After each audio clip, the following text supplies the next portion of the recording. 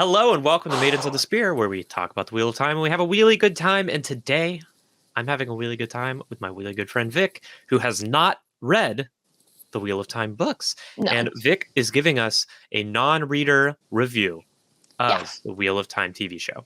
And Sarah, I'm so sorry. I know I said I wasn't going to change my outfit, but I added this ring. So this is sort of like it's a new me for the second half. That's actually proof that this is happening at a different time and place. A different time.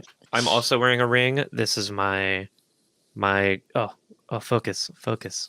My Great Serpent ring. Anyway, okay. It's beautiful. Thank you. So we're about to talk about episode 2. AKA Shadows Waiting.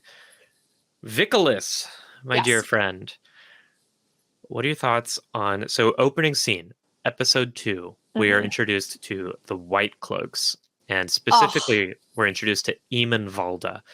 What are your thoughts on this man? Cool. I think that they're cool. I think that they're fun. Question about what he ate. He ate a little... I think it was I've been referring to it on Twitter as the sharp bird. I see. So it was a whole bird he ate. I think he ate like I think it was one of those things where you a bird mostly gestates in an egg and then you eat it. It's not from the books. It was some sort of choice.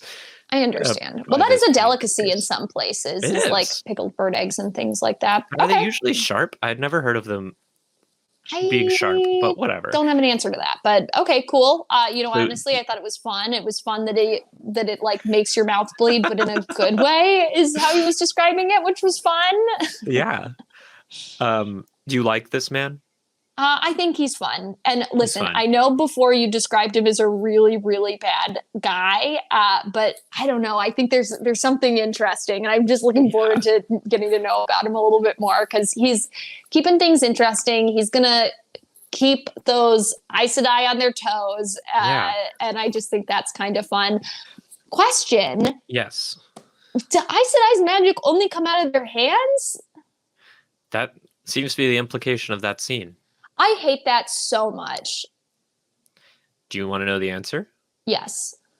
The answer is no. The magic, it does not come from their hands. But that is a relic of the way Aes Sedai train in magic.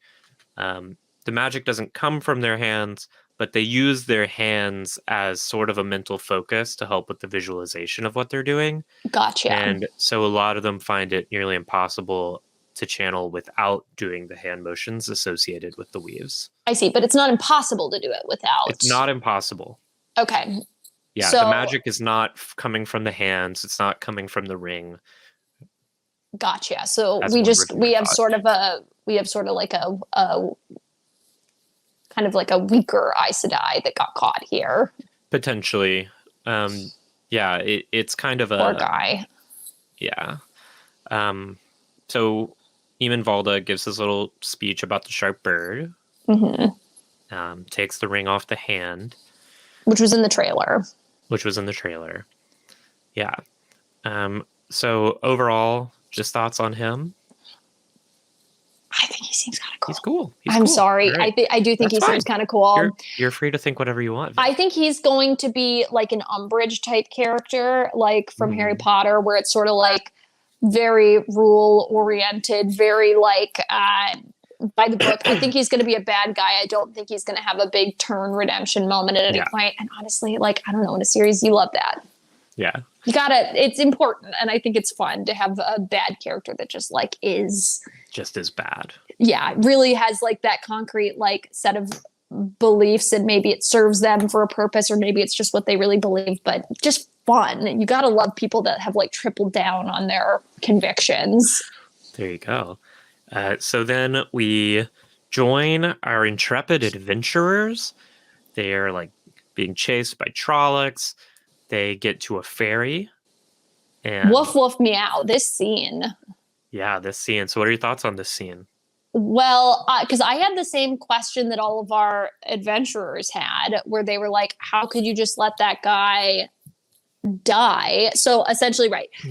They get there, Trollocs chasing them through the woods. They run so fast for so long. Do they not have to sleep, or do they not get tired at all? Yeah. The Trollocs are kind of supernatural. Gotcha. Because they're sprinting through the woods. Yeah, the Trollocs can keep that pace up for a while. Gotcha. Okay, so they get to the water. We find out the only thing that they're afraid of, deep water. Interesting. I wonder if it's because their fur gets waterlogged, and so they sink. They're very into their grooming habits, and river water can't do it. Not the right pH for their fur. I understand. Though we did see them cross a river earlier, but I guess the horses went through the river too, so we're supposed to believe that the river is not very deep. Yeah, they just can't swim. Gotcha. Okay. So in that case, they get across and they're like, you got to stop the boat. And he's like, my son is coming. And they're like, too bad for your son. That sucks. I have a prediction for later that the son is going to end up somehow being involved with the White Cloaks, or is going to this is going to come back to bite them somehow, I think. Okay. So prediction, I will tell you that ferryman's name is Master Hightower. So Master Hightower. You think young Hightower might show up later? He's going to show up somehow, and maybe because I guess there's going to be no way to know that. Did they know that his name is Hightower? They did know that, actually. Yeah. Okay, so I'm wondering if he's going to show up and be like, my father was killed, and maybe he's going to try and help them, and then somehow he's going to find out that they were the ones that killed his dad, and then that would be interesting. And then mayhem will ensue. Okay, so they get across the river. And how did you feel about the whirlpool? Like you said, you had the same question, so you feel like she didn't have to do that. Yeah, well, no, I did feel like she had to break the boat, but I'm like, I don't know. Was there a way she could have saved the son? And also, too, if their whole, it just comes back to this idea of do you sacrifice the one for the many, or is your job to save each person as they come, and to kill an innocent person in that situation for this greater good? Is that the right move, especially when you don't know whose greater good are we talking about? Because you talk to each person and you don't know. You don't know at the end of the day. So is the Aes Sedai greater good the actual greater good, or is that just the greater good for the Aes Sedai? And I don't know. I don't have that answer. That's one of the many themes of the Wheel of Time. You're keying in on there. But it was interesting that Egwene was like, no, she's right. And so immediately we're like, okay, interesting. We're taking sides, which is making me also think that maybe she's not the dragon. But again, everything else, one of them is the dragon. I feel pretty confident in. Yeah, maybe. I mean, Moiraine is confident at least. Yeah. Oh, that's true. So maybe none of them are the dragon. But then why would the Trollocs follow? Maybe they also think that one of them is the dragon. Honestly, what if it's a huge left turn? What if it was the wife? What if it was Perrin's wife and the dragon is dead? Layla. Yeah, that would certainly be a subverted trope for sure. Yeah. The dragon's been dead this whole time. The dragon's been dead this whole time. It was that guy from the first scene who Leandrin kills. Yeah. Okay, so they get through, and I'm questioning the chronology I have in my head. So is the next thing they do is that they get through? Then it's that dream that they have with the firehead guy with them puking they bats. They camp out for the night. Mm-hmm. They go to sleep. Moiraine comes and waves her hand around Egwene until Egwene wakes up. And so obnoxious. Tapper. Say good morning. I don't know, something. It's so obnoxious. Come on. You didn't have magic to save the son or save that guy, but all of a sudden we got spare magic to wake Egwene up. I don't freaking think so, dude. So what did you think of their conversation? You mentioned it in the episode 1 review, the wind. You don't listen to the wind listens to you. Yeah, I think that it's just interesting, and I'm very anxious to know a little more about her and her character, because also at what point,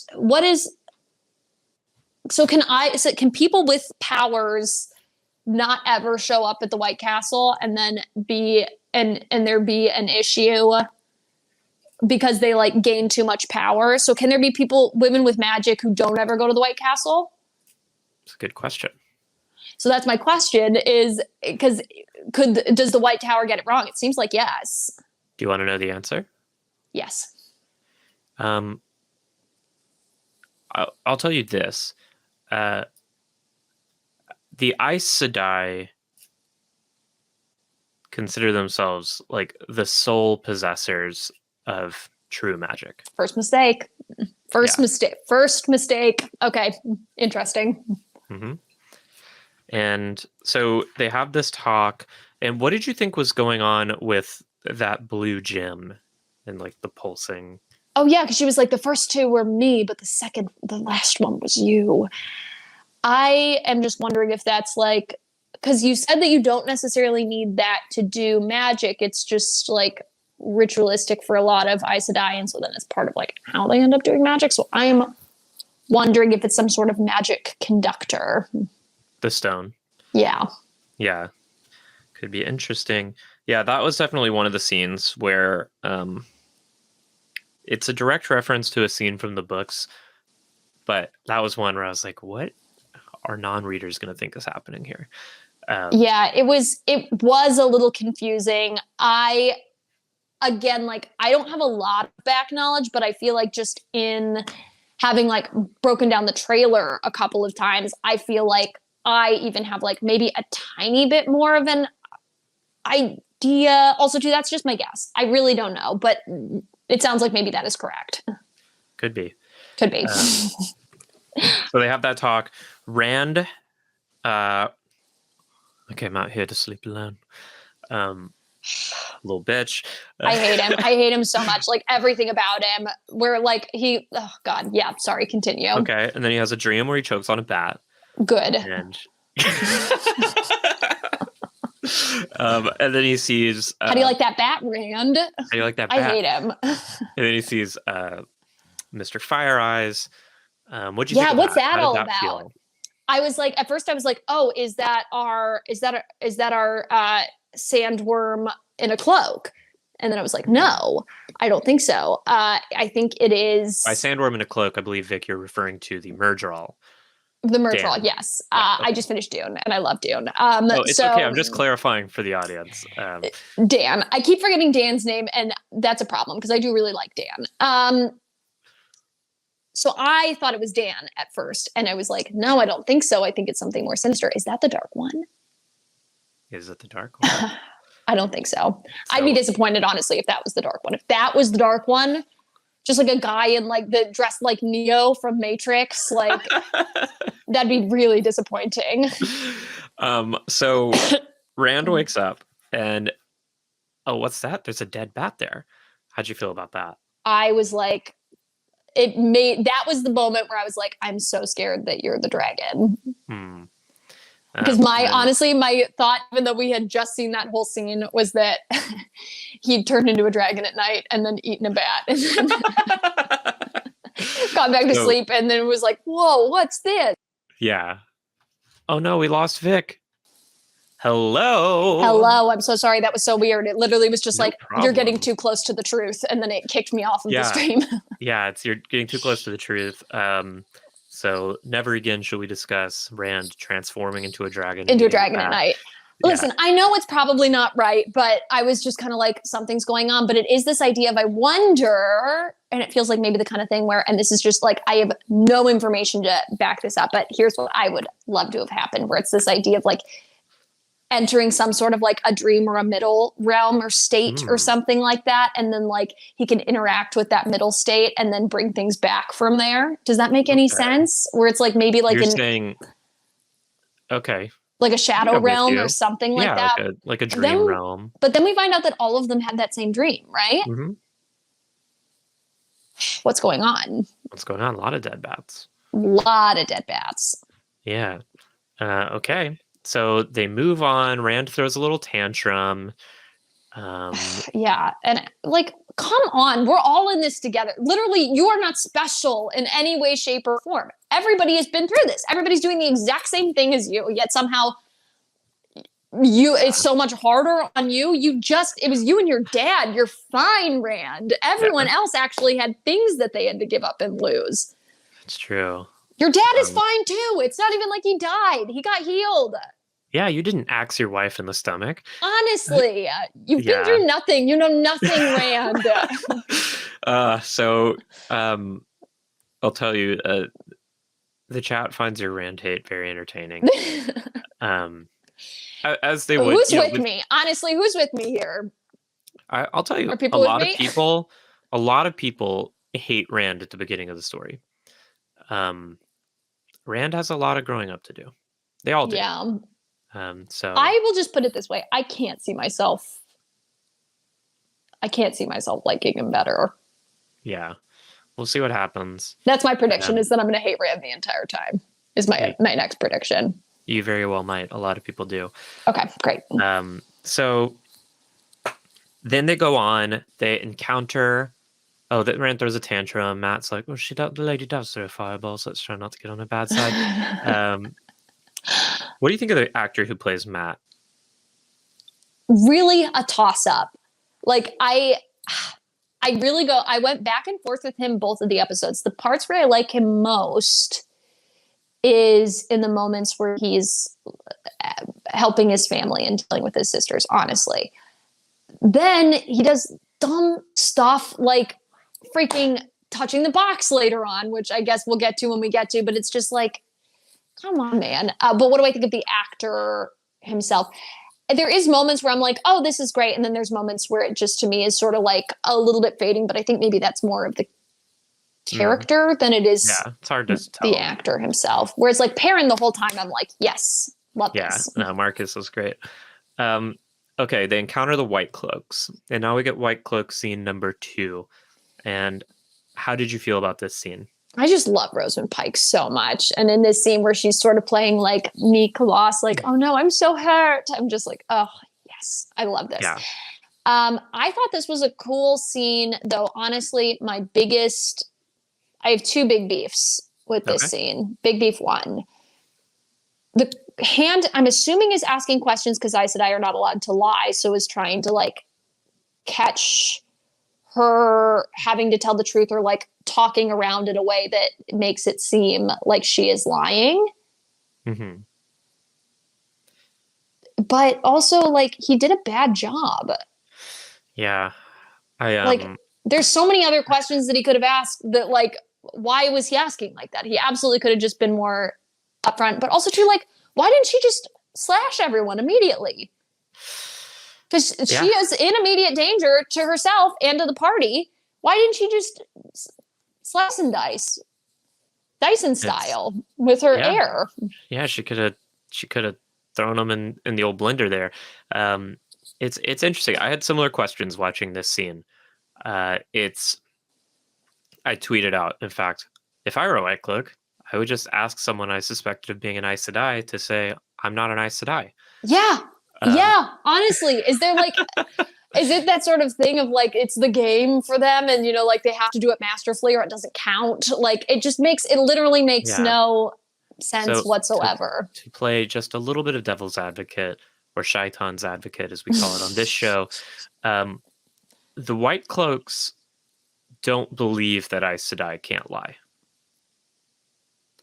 Okay. So they think that Aes Sedai can lie. Well, to be honest, they kind of can. Like, they can admit the truth. They can twist things. So I don't know. I would believe that. Like, I don't know. Even in the way that she was saying things. Honestly, I do think she told a lie in that. Yeah. Where she was like, you'll never believe what happened. But it's like, does she believe they'll never believe what happened? Because she knows that they know about it, about the Trollocs. So to me, that is a lie. She could have phrased it in another way, but she didn't. Yeah. It's interesting. I mean, I could give you more context, I feel like, on my understanding of the White Cloaks, but I will also say these White Cloaks are being characterized a little differently than they are in the books. Gotcha. So I don't want to lead you astray. But I watching that scene, I had similar questions. And honestly, why does nobody else know about these Trollocs? Why is it only 8 people in the world that know that these Trollocs exist? So I'll answer that. because that's just a bit of lore. That's not a plot point necessarily. The Trollocs mostly live in a part of the world called the Blight, which is the Gotcha. very northernmost part of the world. And the people who live in the Cold. Borderlands, which are the countries under the Blight, and lands from there, right? Lands from there, and they fight Trollocs, all fucking day. Right. So they all know about Trollocs. The people who live further south, and the Two Rivers is further south, most of them, no one's seen a Trolloc for generations, and it's really common for people to think they don't even exist. A lot of people just think Trollocs. They got to read a book. Got to read a book. The what is it? The Borderlands. Yeah. They need a newspaper. They need a newspaper. Yeah. So you see it happen all the time in the books. Someone will be like, "I'm being chased by a Trolloc." Be like, "Don't tell me children's tales. I'm a grown man." I see. And then it'll be, and then the goat will be literally right behind them. Right. Like, okay, we are running. That's why when the Two Rivers folk are like, "What are those things?" I understand. Okay, fantastic. Thank you for clarification. I appreciate it. And as far as why she didn't slice and dice the White Cloaks, so the oath she takes is she cannot use the one power to as a weapon unless her life is in danger. But her life is in danger. Their literal job is to hunt, and they're like, "We are now going to question you." I would argue that is. And that kind of... What is danger if not that? It's kind of the interesting nature of the three oaths. It's kind of up to the interpretation of the Aes Sedai. So, the fact that Moiraine thinks there's a very good chance she can talk her way out of the situation, right, renders her unable to use her magic as a weapon there. But if she were a coward who were panicking, then she could use it. It's just kind of, it's based on her own mental state. I understand. Well, because it feels like now we've got that real heavy-handed foreshadowing of being like, "I shall remember your face if I see you again." And then he's like, and then she's like, "I shall too." And then they part ways. Beef number 2. Okay. When they split for the gold guys, the gold ones versus the silver ones go one way. The gold ones are like, "We're going to fight," and go the other way. And there's 4 of them. Literally, what are they going to do? There's an army of Trollocs, and 4 of those silver guys are going to fight? No. No way. Yeah. That's fair. Why are there so many questioners and so little of the gold ones? And what is the difference? Yeah, the questioners are kind of like inquisitors, and the gold ones are just your standard children of the light. So gotcha. So the gold is standard, silver is special. Yeah, and this is far from the entirety of the White Cloaks. This is one small group. Gotcha. Yeah. So there are... It is an army. There are thousands of White Cloaks. Then why aren't they just storming the White Castle constantly? Yeah, good question. Okay. All right. Good to know. Okay. So they encounter the White Cloaks. We're going on. Moiraine is getting increasingly sick and can't heal herself. Should have thought about that before we got involved in a Trolloc war. Yeah, exactly. And then they end up in Shadar Logoth, which is the wall, little crack in the wall. Yeah, they go through the crack in the wall. Do we know, the story of that? Do we get a deeper lore of that place? I would love to know more about that. I just found that so interesting. So we get the history of this place from the show. Of what I understand is that there was the big war was initially happening, and everybody was like, we need help. And the strongest city was this city that they're going into. But essentially they were like, yeah, no, thank you. They built these massive walls, walled themselves in. And then a few years later, when the war was over and people were like, hey, we need food and stuff. Mm-hmm. And so they knocked on the wall, and then they were able to break through, and then literally nobody was there. Yeah. So fascinating. It is fascinating. And I'll tell you the story of Shadar Logoth, because it doesn't seem to me like the show wants to, because they sort of alluded to the fact that there's this darkness that took everybody and turned everyone to dust. That poor freaking horse. So about 2,000 years or so before the events of the show, Shadar Logoth was the city of Eridhall, Ooh, and it was the city, as described. it's Um, city. and this was during the Trolloc Wars, so the same war that destroyed Manetheren, which used to be what the Two Rivers is. And the people of Eridhall basically the story is they became so zealous in their fight against the Shadow, they became so overwhelmed with paranoia that Oh, anyone around them was a dark friend. And it kind of like this atmosphere of paranoia and persecution. It was kind of like a Red Scare environment. It was like a moral panic, and that manifested into a new kind of darkness, which became known as Mashadar, and that is that creeping darkness. And that, okay. yeah, so that darkness is sort of the embodiment of like what happens when a society turns in on itself because of suspicion. And they ended up all killing each other. They ended up basically all like caught up in this fucking panic and killing each other, and all that was left was the remnant of this like deeply human social evil, that's what Mashadar is. That's that blackness. Well, And I also wonder, is it that's why in? the Oh, sorry. Go ahead. I was gonna say that's why the Trollocs were even the Trollocs are scared of it, because this evil, it's not part of the Dark One. It'll kill Trollocs and Murdral as quickly as it'll kill humans. It is its own kind of evil. Well, which is why when Rosamund Pike gets in there and is like, "You've killed us all. Exactly. We're all dead." But honestly, yeah. Rosamund, you were dead out there, so fine, you know. yeah. How about a thank you for this guy that's willing to do literally anything to save your life? Mm-hmm. I wonder, is it the kind of thing where the darkness was gonna come regardless, or was it sort of called with like the emotional peril and sort of like the turmoil that they were in? Because you have like Perrin who's like freaking out with this knife, and you've got Matt who's like going through the belongings of this dead city, finding this other knife. Is it called upon, or was it? I really like there? that idea. The Mashadar basically comes out at night once the sun sets. Gotcha. So it was going to come regardless. It was going to come. Yeah. I see. Okay. Never mind. But I like your idea better. Thank you. Okay. So they get out of Shadar Logoth, and now they've been split up. Which I love. I think that this is going to be fun. So what are our groups? We got Perrin and Matt. No, Perrin and Egwene. Then, which favorite pairing by far. So thrilled. I hope we focus on them next episode.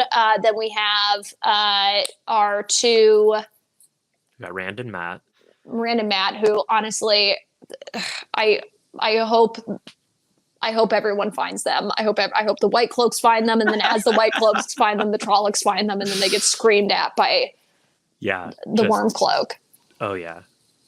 So that's sort of my hope for them. And then we have Rosamund Pike and Lan.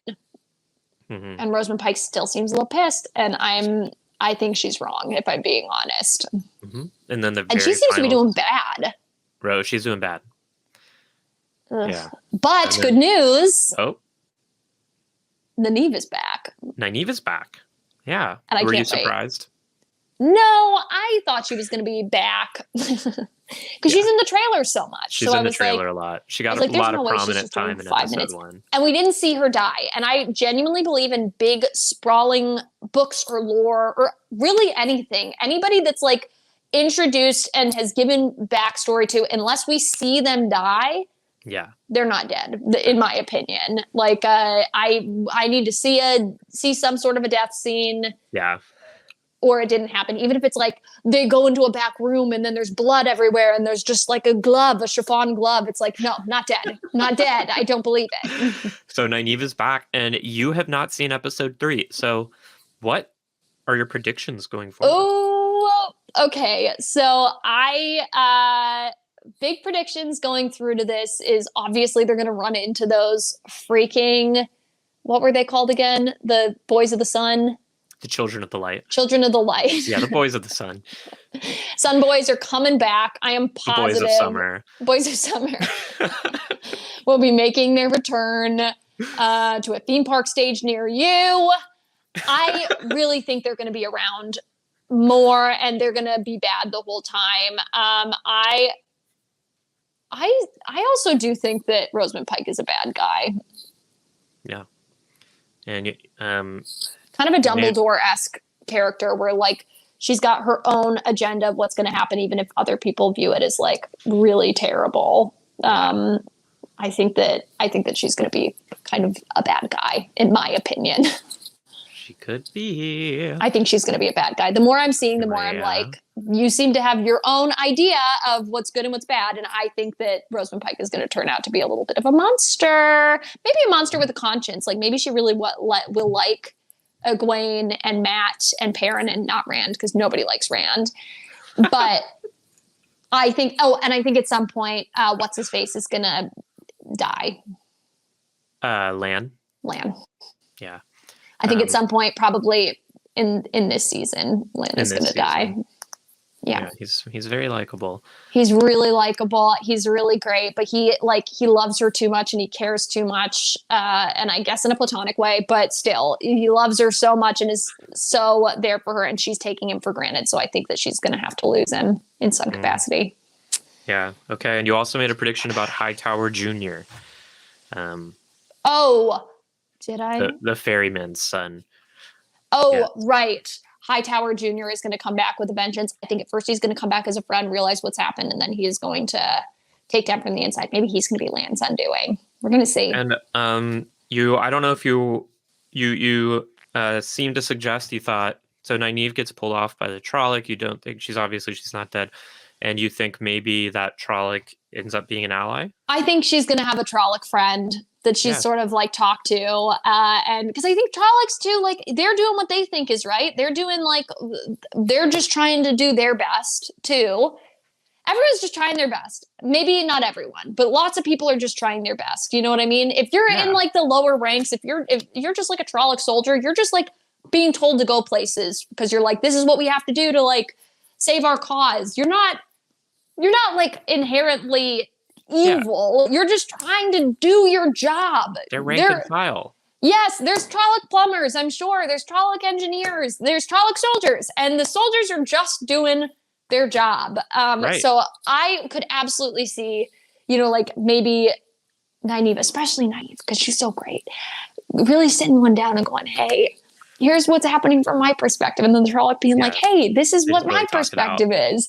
Really having some sort of a heart-to-heart. Yeah. That'd be interesting. Okay. You're smiling. I feel like maybe I'm right. Final grade on episode 2. I like this one better than the first one, even though the first one I think gave a lot of good information. I'm going to give this one a B+.